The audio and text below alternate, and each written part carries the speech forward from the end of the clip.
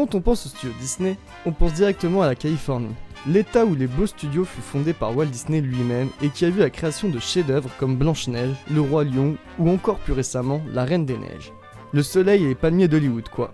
Et pourtant, ce ne fut pas toujours le cas.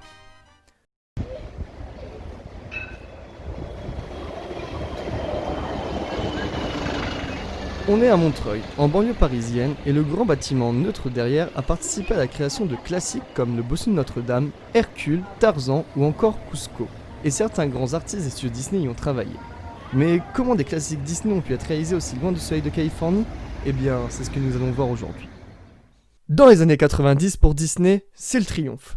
Ça construit des parcs majestueux, des attractions les plus incroyables que la Terre ait portées, ça fait des croisières, des comédies musicales à Broadway, ça rachète des chaînes de télévision, et bien entendu, côté animation, c'est l'ère de la renaissance de Disney, avec la réalisation de chefs-d'œuvre du cinéma. Le succès appelant le succès, les studios décident de produire plus de films d'animation et donc de s'étendre en développant des nouvelles antennes de production. D'abord en territoire connu, puisque c'est en Floride que Disney ouvre sa deuxième division. D'une pierre deux coups, la même année ouvre Disney MGM Studios, le troisième parc de Walt Disney World. Les studios floridiens sont imbriqués avec le parc, abrités par le bâtiment de l'attraction The Magic of Disney Animation. Celle-ci débute par un film où Robin Williams joue Peter Pan, 2 ans avant de le faire devant la caméra de Spielberg. La tenue de Robin dans l'attraction inspirera d'ailleurs un autre personnage de par acteur que vous connaissez sûrement. Je peux embrasser le singe. Oh oui, il est poilu.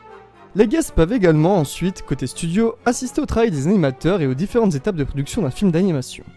A titre personnel, je pense que la raison principale de la création de ce studio de 40 employés est surtout d'ajouter une attraction de plus à Disney MGM Studios. Face au succès, l'annexe s'est agrandie en 1994 après la renaissance de Disney. Un bâtiment de 3 étages est construit derrière l'attraction pour accueillir de nouveaux animateurs et s'occuper de projets plus ambitieux. Un vrai beau studio quoi. Les animateurs alternent alors les sessions de travail et de présence dans l'attraction. La succursale réalisera entièrement Mulan, premier classique d'animation Disney réalisé hors de la Californie, puis Lilo et Stitch et enfin Frères des ours. Mais la soif de la souris est loin d'être étanchée. Dans son histoire, les studios Disney ont toujours aimé recruter des personnes originaires du monde entier pour apporter leur savoir-faire à leurs films. Prenons comme exemple Tyrus Wong, originaire de Chine, qui a apporté sa délicatesse dans les décors forestiers de Bambi. Souhaitant reproduire la bonne expérience que fut la production de Qui veut la peau de Roger Rabbit, où l'animation fut partagée entre Burbank et Londres, Disney décide de traverser les océans pour réaliser ses productions télévisuelles. D'abord au pays des kangourous, où Walt Disney Animation Australia voit le jour en 88 dans d'anciens logos d'Hanna-Barbera. Chargée d'aider la branche télévision de Disney, l'antenne réalise des petites productions destinées à la télévision ou à sortir directement en DVD. Au pays du soleil levant, l'histoire est un petit peu plus complexe, mais très intéressante. Topcraft est un studio japonais fondé en 1972 qui collabore majoritairement avec le marché de la télévision américaine. Mais en 1985, il fait faillite et ferme ses portes. Les animateurs orphelins se séparent en 2 groupes fondant chacun leur studio. Le premier, Pacific Animation Corporation, continue le taf de Topcraft en produisant pour le marché américain des séries jeunesse comme Cosmo Cat. Cosmo Cat. Cela intéresse Disney qui rachète le studio en 89. Renommé 株式会社ウォルト・ディズニー・アニメーション・ジャパン soit Walt Disney Animation Japan, il produit principalement des séries pour le marché américain, cette fois-ci estampillées Disney ainsi que des suites de classiques. Spécialisé dans les scènes de mouvement, la tâche est partagée avec le studio d'Australie qui, eux, travaille les émotions et l'animation des visages. La division japonaise s'occupe donc des scènes d'action, pendant que celle d'Australie s'occupe des scènes comiques et plus calmes. Si vous avez bien suivi, un deuxième studio est né des cendres de Topcraft. En effet, l'une de leurs dernières productions n'est autre que Nausicaa de la vallée du vent, réalisée par Hayao Miyazaki. À la fermeture du studio, Miyazaki et l'équipe de Nausicaa décident de voler de leurs propres ailes et fondent alors le studio Ghibli. Mais revenons sur le continent américain. Walt Disney Animation Canada est inauguré en 1996 avec des locaux à Vancouver et Toronto. Comme ses sœurs japonaises et australiennes, c'est un dérivé de Disney Television Animation. Un engagement sur plusieurs années est conclu entre Disney et le gouvernement afin d'éviter à Disney plusieurs règles industrielles canadiennes. Mais de tous ces studios, l'un d'entre eux va véritablement marquer le game. Sortez les baguettes et les bérets, on est parti. Tout commence par l'histoire de 2 frères, les jumeaux Paul et Gaëtan Brizzi. Passionnés d'animation, notamment celle de Disney, ils commencent à réaliser leurs propres courts-métrages à la fin des années 70. Leur style sombre et surréaliste est déjà très marqué dans leurs œuvres, révélant une certaine poésie, et leur vaudra différents prix ainsi que 2 nominations au César. Après quelques publicités, ils commencent à se faire un nom dans le milieu de l'animation, assez pour que le réalisateur Roman Polanski leur demande de dessiner le storyboard de sa satire des films de corsaires pirates. À ses côtés, ils apprendront la mise en scène et d'autres règles du cinéma. Mais c'est en 1985 que les choses sérieuses commencent. Dargaud Film et Gaumont, alors en plein dans le développement chaotique du prochain Astérix, les font passer d'assistant réalisateur à réalisateur un an avant la sortie du film. Astérix et la surprise de César devient le premier long métrage réalisé par les deux frères. Suite à cette expérience, les frères fondent Brizzi Film, et c'est ainsi que le studio va faire sa vie en produisant diverses animations, principalement pour la télévision, comme le célèbre Roi Babar ou Le Piaf. Pendant ce temps, Disney cherche à implanter une branche animation en Europe. Il jette son dévolu sur ce studio qu'il rachète en 89, séduit par son professionnalisme et son savoir-faire. Comme les autres divisions étrangères, ils travailleront d'abord sur la direction de Walt Disney Television Animation. Le premier film à être développé est l'adaptation de la série La Bande à Picsou, Picsou et le trésor de la lampe perdue. Supervisé par le studio français, c'est le premier film d'animation Disney à ne pas être réalisé par les studios historiques de Walt. Par la suite, ils travailleront comme les autres divisions étrangères sur plusieurs séries pour la télé. Leur deuxième long métrage n'est autre que l'excellent Dingo et Max, dérivé de la série La Bande à Dago. Le scénario et la mise en scène des productions sont réalisés aux États-Unis, pendant que le studio français ne fait qu'exécuter les directives. Les frères Brizzi communiquent donc leur frustration artistique aux Américains qui leur proposent de venir faire leurs preuves en Californie. Les frères Brizzi acceptent le défi et débarquent au Walt Disney Animation Studio en 1994, alors en plein développement du Bossu de Notre-Dame. L'équipe étant peu satisfaite de la scène d'ouverture, les frères en proposent une nouvelle, plus dramatique et grandiose, qui séduit rapidement l'équipe du film. Le studio de Montreuil réalisera l'ouverture et la scène de la bataille finale dans les flammes de Notre-Dame, en plus de storyboarder la scène infernale avec Frollo. Ces 9 minutes de film suffisent à ce que le Bossu devienne le premier film de Walt Disney Animation Studio à ne pas être entièrement réalisé aux États-Unis. Une équipe française qui travaille sur un film adapté d'une œuvre française, ça paraît logique, et la patte artistique sera fortement appréciée par la grâce qu'elle ajoute aux productions Disney. A partir de là, la succursale de Montreuil arrête de travailler sur les productions de la télé et travaille sur les classiques d'animation, collaborant avec les studios de Californie et de Floride. Pour l'occasion, elle change de nom et devient Walt Disney Future Animation France. Réalisation suivante, Hercule. Les Français s'occupent de 10 minutes du film. Ces 10 minutes, la libération des titans par Hadès et la descente d'Hercule en enfer, sont une fois encore des scènes puissantes. Mais Hercule est encore en production lorsqu'arrive ce qui sera sans doute le plus gros projet du studio de Montreuil, Tarzan. Le personnage de Tarzan est un gros défi d'animation de par sa complexité de mouvement.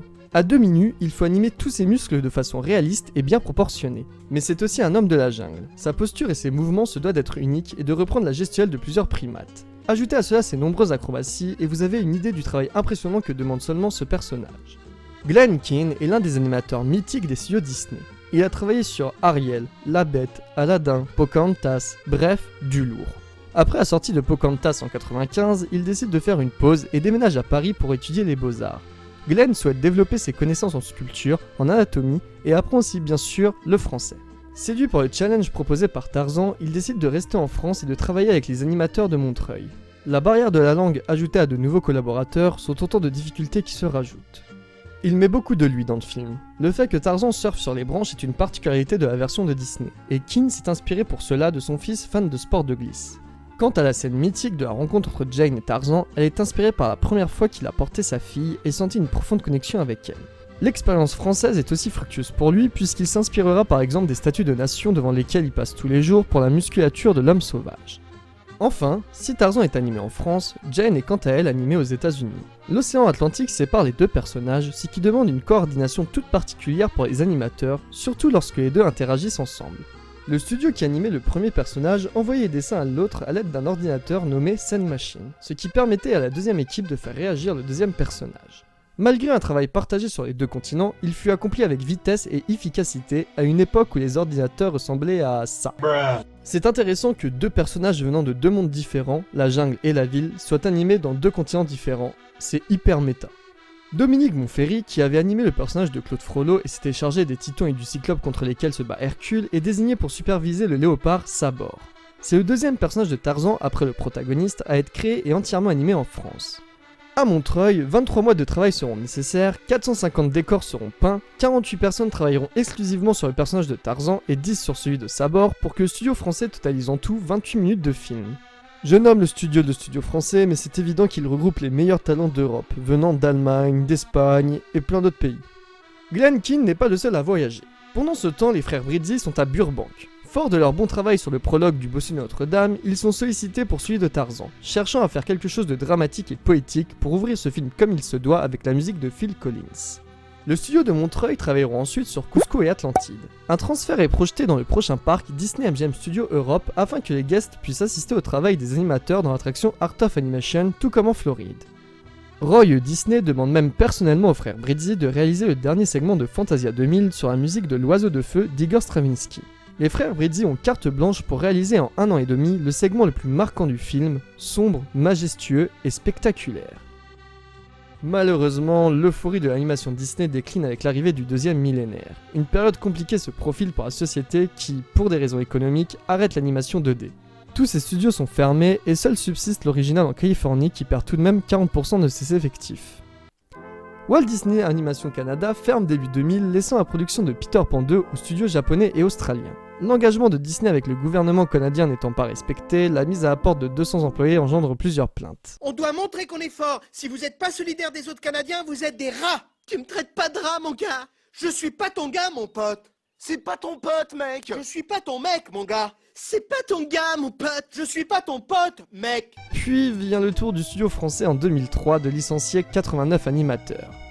Les animateurs essaieront de sauver le savoir-faire et les talents acquis pendant les années chez Disney en créant de nouveaux studios d'animation qui, malheureusement, ont tous fait faillite. Aujourd'hui, la plupart des animateurs français de Disney sont partis aux États-Unis et travaillent avec d'autres studios d'animation concurrents. Les frères Brizzi essayeront de développer une adaptation de Don Quichotte, mais face au refus, quittent Disney en 2001 avant la fermeture du studio parisien. De nombreux concurrents de Disney les approchent alors pour différents projets. DreamWorks avec Souris City et Simba de la légende des 7 mers, ou Sony avec Hôtel Transylvanie et Tempête de boulettes géantes. Aujourd'hui, ils travaillent sur des projets perso. En 2004, c'est au tour des 250 employés du studio de Floride de faire leurs affaires après une baisse de salaire l'année précédente. Le projet Disney MGM Studios Europe a bien changé pour devenir le parc Walt Disney Studios actuel. L'attraction Art of Animation est bien présente, mais le projet d'assister au travail de vrais animateurs n'a pas abouti. Une nouvelle version de l'attraction est donc créée avec plusieurs films. Si vous vous demandez pourquoi Mouchou est toujours choisi pour intervenir dans l'attraction, c'est que le premier film à avoir été entièrement réalisé en Floride d'où vient l'attraction d'origine, c'est Mulan. On comprend donc leur affection pour cette mascotte. Suite à la fermeture des studios de Floride, c'est cette version de l'attraction qui sera déclinée là-bas.